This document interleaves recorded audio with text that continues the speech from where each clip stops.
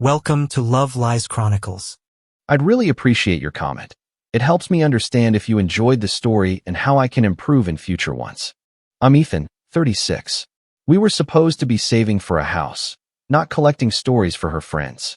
That's what I was thinking Friday night, walking into a loud downtown place after a 14-hour week, the kind where your back still hums from the desk. Her team had a promotion to celebrate. I showed up clean, on time, and tired, the way grown men do when they keep promises. The car argument was 3 weeks old. She wanted the luxury SUV with the big badge and the bigger payment. I ran the numbers and said no, not this year. We had a down payment goal and a clock on our lease. It wasn't a judgment on her. It was math. After that, our kitchen turned colder. Passwords changed. Group chats buzzed late. The kind of quiet war that makes a home feel borrowed. I heard her before I saw her. That stretched laugh she saves for strangers. She stood near the high tables with coworkers, posture saying this is my stage. A server slid past and I caught a line midair. He's obsessed with penny pinching. 6 figures and still acts allergic to fun. People laugh the way people laugh when they don't want trouble. I set 2 waters down and said hello to the circle. She barely glanced at me. The husband finally made it, she told them, like a presenter moving to the next slide. She tapped her glass. He's got a spreadsheet for everything. Groceries, trash bags, romance. If it isn't in the cell, it doesn't exist. More laughter. One coworker winced behind his beer. Another stared at her phone. I looked at her and then at the room. Congrats on the promotion, I told the woman in the center. I meant it. She smiled with relief. I asked where the team planned to go after, because I know how to be decent in public even when I'm swallowing fire. My wife cut across the answer. Don't ask him about fun. He won't even upgrade his sedan. I married a man who thinks leather seats are a moral failing. Someone tried to change the subject. She wouldn't allow it. The car became a character, and I became the punchline. He said no to an SUV while we build our future. Translation, he's cheap. She did the little air quotes. He's got this house before toys sermon. Meanwhile, I'm out here driving a toaster. She held out her keys. Don't scratch the appliance. I felt the room lean away. People know when banter turns into blood. I took a slow drink and let her run the set. The worst part wasn't the words. It was the approval she hunted after each jab. She watched their faces, waiting for a hit. That's when the motive snapped into place. This wasn't about a car. This was punishment for being the reason she couldn't post a photo next to a new grill and call it self-care. She queued up another bit. Ask him what he does for fun. He'll say compound interest. More laughter, thinner now. I set my glass down and asked a straight question. What are you trying to buy tonight? The SUV or applause? The table went quiet. She tilted her head, smiling wide. Calm down, it's only a joke. I nodded once. You're right. I'll calm down. No edge. Just air leaving a room. She took it as license and pushed harder. A coworker, too eager, too shiny, fed her lines, and she layered them with details only a spouse knows. My old college car, the paid-off loan, the weekends I worked side gigs. She framed every sacrifice as smallness. People who don't build things mistake discipline for poverty. I let the silence do my work. She ordered shots and announced that I could handle the tab because he loves statements. I paid for my water and tipped the server the way I was raised. The coworker who'd been laughing the loudest suddenly needed the restroom. That's how crowds evaporate. First the eyes, then the bodies. She followed me to the corner where I'd moved to get out of the traffic. Are you seriously sulking? That word always means the speaker needs you to shout so they can be the victim. I checked my watch. I'm leaving in 10. Calm. She leaned in, perfume heavy. Relax. Everyone thinks I'm hilarious. I said, not the ones with mortgages. I walked out first. The night air had more respect than the table. I didn't slam the door or make a scene. I sent the sitter an extra hour payment and drove home in the old sedan that carries our plans without complaint. My hands were steady on the wheel. She came in later, heels loud, energy still high from the crowd. The kitchen light turned the island into a prop. She tossed her purse and started rehearsing the defense we both knew was coming. It was a bit. You're too sensitive. Everyone knows we mess with each other. I put my keys in the dish. No one there felt invited to that. She rolled her eyes. So we're going to fight because you can't take a joke? I shook my head. We're not fighting. Fights mean rehearsed lines and easy apologies. I sat, folded my hands, and asked one more question. Clean, pointed, final. When did you decide to trade respect for laughs? She opened her mouth, then closed it. I told her what was going to happen because I was done asking for better. You have 1 week to move out. I'll prepare the documents. No thunder or threats, just terms. She stared, waiting for the flinch that always used to arrive. When it didn't, the noise drained out of her face. She tried to restart the show. You can't be serious. Over a joke? Over a car? I stood. Over the way you enjoyed cutting me open for strangers. I pointed to the stack on the counter, mortgage pre-approval letters we'd collected a month ago. That's what the sedan buys. A door we own. You made it about a hood ornament. She said I was controlling. She said I humiliated her by walking out. She said a lot. Words are cheap when the light changes. I cleaned the counter, loaded 2 glasses into the dishwasher, and pushed the button. The hum filled the gap where excuses try to live. I took a pillow to the guest room and left the bedroom light off. The house was quiet enough to hear intention settle into the drywall.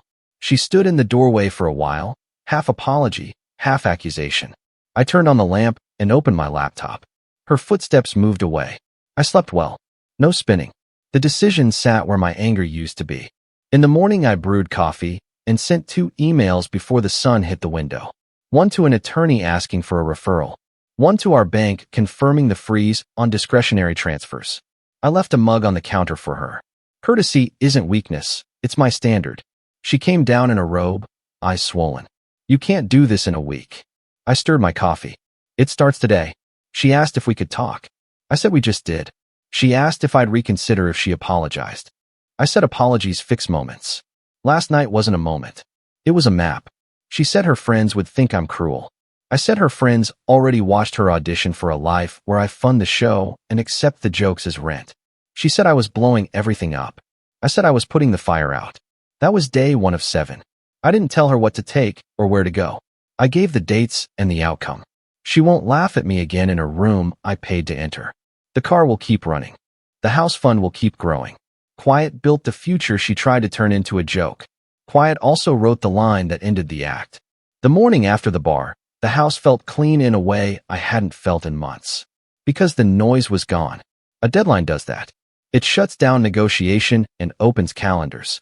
I poured coffee, opened my laptop, and gave the next 7 days a spine. Day 1 was structure. I called the attorney whose card I'd kept in a drawer and booked a consult for noon. I sent our bank a written instruction. Joint cards paused, discretionary transfers frozen, auto-pays reviewed. Essentials stayed on. Rent, utilities, the sitter. Groceries split at the register from now on. Simple math. She paced behind me in a robe, looking for the old version of me. The one who would argue, explain, soothe. I answered only direct questions, and only once. The rest went to voicemail in the room we both stood in. I moved through the rooms and made lists. I pulled the lease and the renewal letter. Her name wasn't on it by choice. She wanted distance from paperwork. I printed a 1-page move plan and left it on the counter. 7 bullet points, dates, keys, mail forwarding, storage options close by. No sarcasm.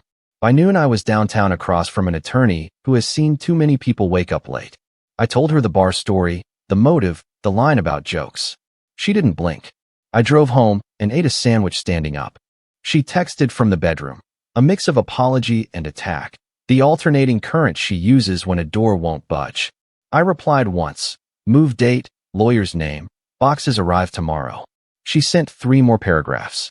I put my phone face down and paid the sitter for an extra hour anyway. Day 2 was money.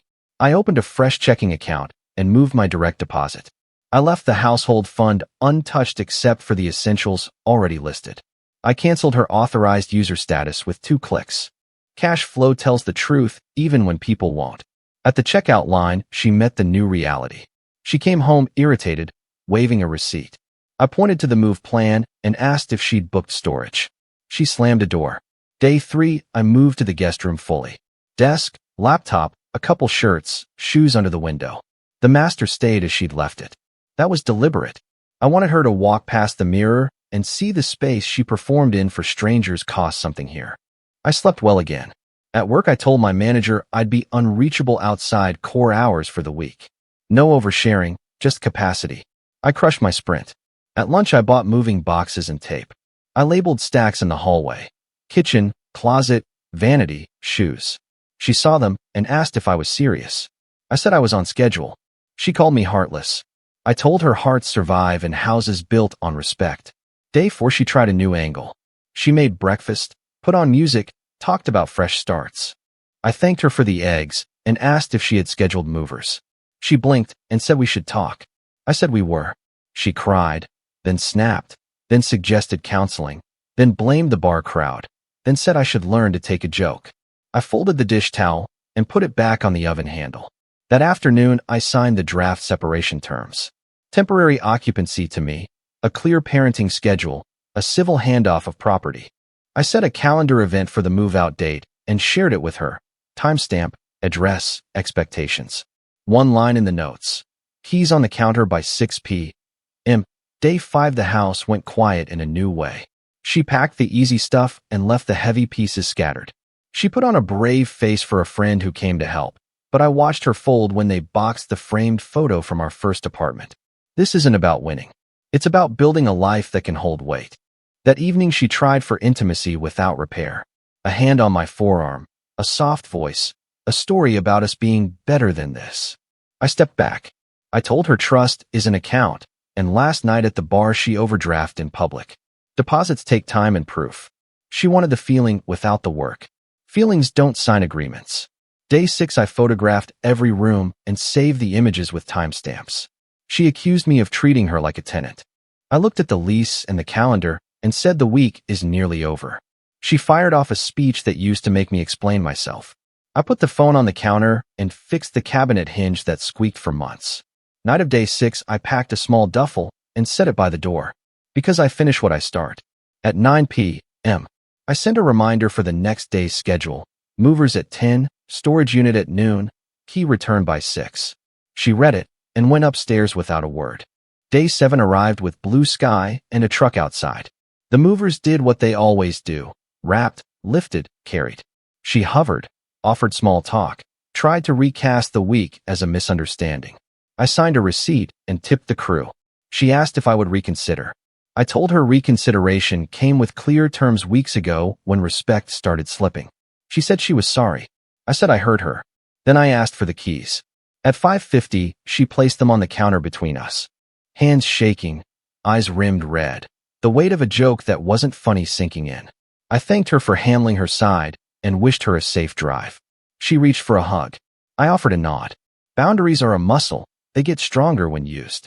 After she left, I stood in the doorway of the master and breathed. Not relief.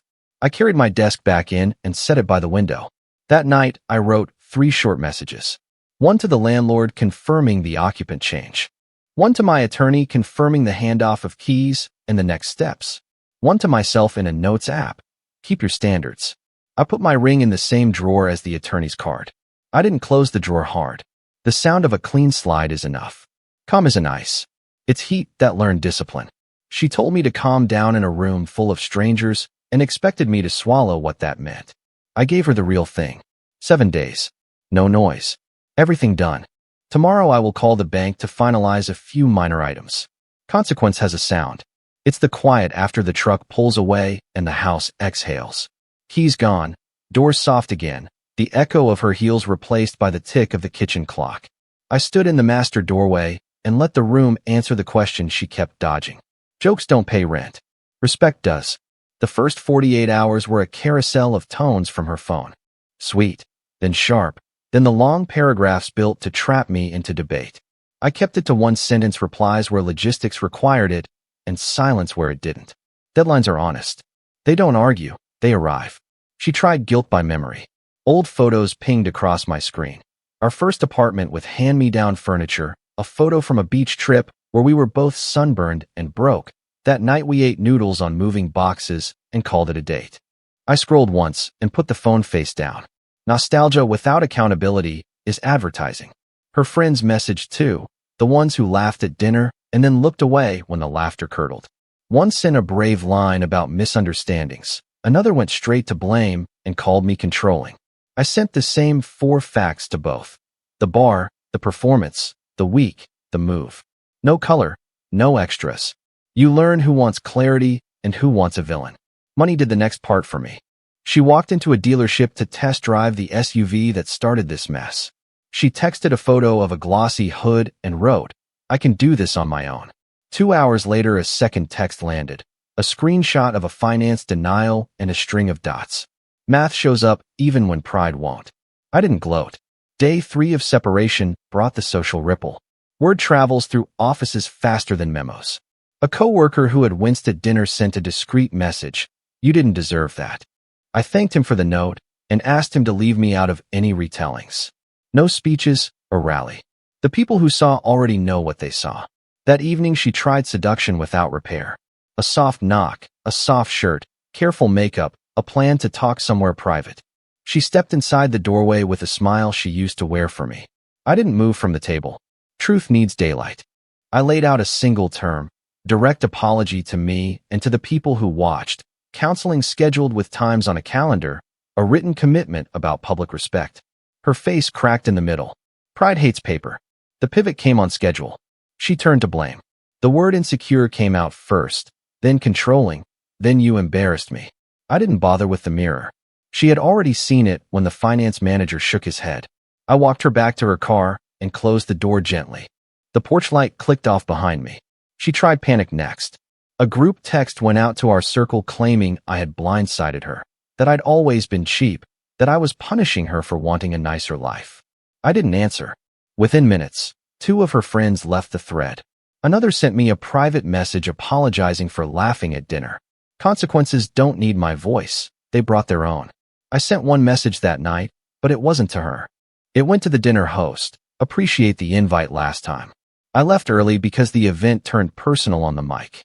I won't be attending future gatherings while we untangle this. Wishing the team well. Facts, no fire. The reply came back quick and respectful, then silence. A boundary has shape when you draw it with a ruler. She arrived the next morning with a box of items she forgot. Hairdryer. 3 chargers. 1 framed photo. At the door she started a speech about the good times and how people will talk. People already did.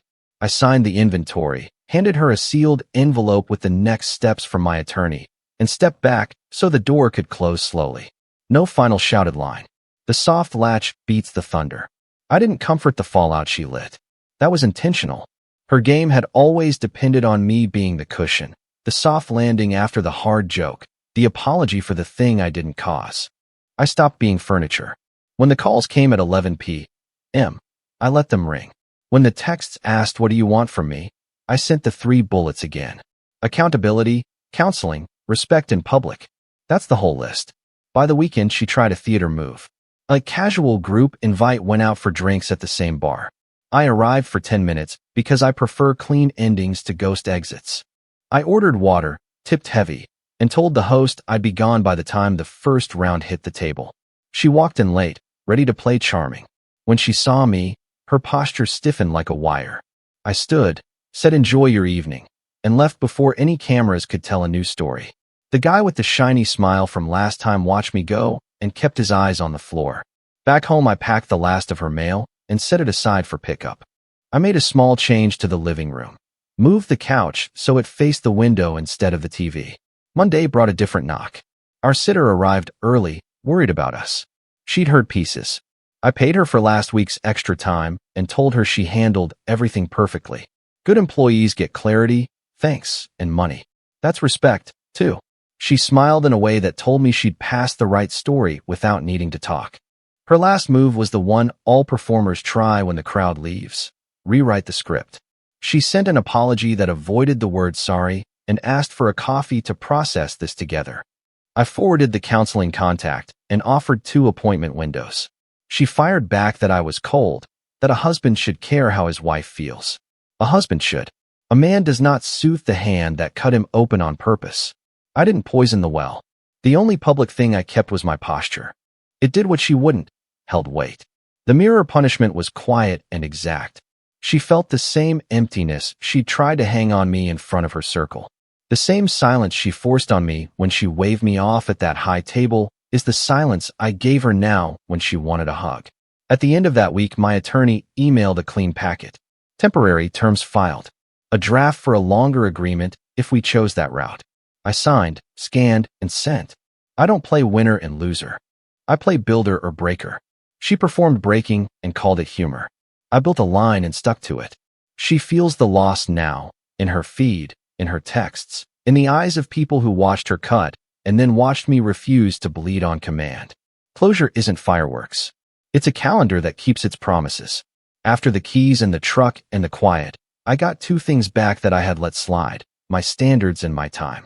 I stopped checking the door at night to see who I had to be for someone else. I started checking the list I wrote for myself before this marriage ever existed: build, protect, lead, rest. For words, beat 100 apologies. The legal work moved forward without theater. Documents went where they were supposed to go. I tightened language, removed fluff, and kept the focus on schedules and property. Emotion wanted to sneak into footnotes. I didn't let it. When a draft arrived with soft language about reconciliation windows, I crossed it out. Leaving room for maybe is how you end up living as almost. She tried to rewind. A long email arrived, careful punctuation, a few lines that could have worked months ago. It circled the word respect without landing on it. She wanted coffee to process, a word that always means, make me feel better before I change. I sent back the same 3 terms I had set before: clean apology to me and to the room she used as a stage. Counseling with dates, not someday. Written boundaries for public and private respect. No commentary. My posture doesn't need decoration. Her reply was fast and hot. I was cold. I was transactional. I cared more about money than love. She attached a draft apology, 2 paragraphs that blamed stress and audience pressure in my tone at the table. I read it once and put it down. An apology that protects the ego isn't an apology. It's a pitch. I returned it with one line: you're apologizing for my reaction, not your action. That was the last edit I offered her. Life got obvious after that. The house fund sat where it belonged and grew. News about her drifted in sideways. A coworker told another coworker who told a neighbor. The office had moved on from the bar incident. She hadn't. The shiny guy kept his distance. The friend who laughed the loudest at her jokes muted her stories. The group chat where she once worked material now scrolled past without hearts. The denial she got at the dealership turned into a smaller car with a higher rate in a smaller lot on the edge of town. I didn't smile when I heard it. She tested one last angle in January. A text without flourishes. I booked counseling. Tuesdays at 4. Want you there. 2 screenshots followed. Actual appointments in a real calendar. A 3rd image. A typed apology addressed to me and to the host of that dinner. No excuses, no if you felt. For sentences that landed on the thing itself. I sat with it for a full hour, then another. I asked myself the only question that matters when respect has been broken. Is this repair or is this strategy? My answer was quiet and honest. She was trying to stop a loss. I was building a life. I wrote back and thanked her for taking steps. I told her that my decision stood. I wished her a clean path forward. The next ping was a single word with a period that always costs the sender more than it costs the reader. Understood. I put the phone face down. Paperwork became orders. The separation turned into final language that said exactly what happened and exactly what would happen next. Spring arrived on time. I moved the couch again so the morning light hit the floor in a clean stripe. I bought a secondhand grill because I wanted one. I invited a few friends over, men who carry their weight and leave a place better than they found it. No grand speeches. We ate, we laughed, and when someone asked about the divorce, I said the truth in one sentence and went back to the burgers.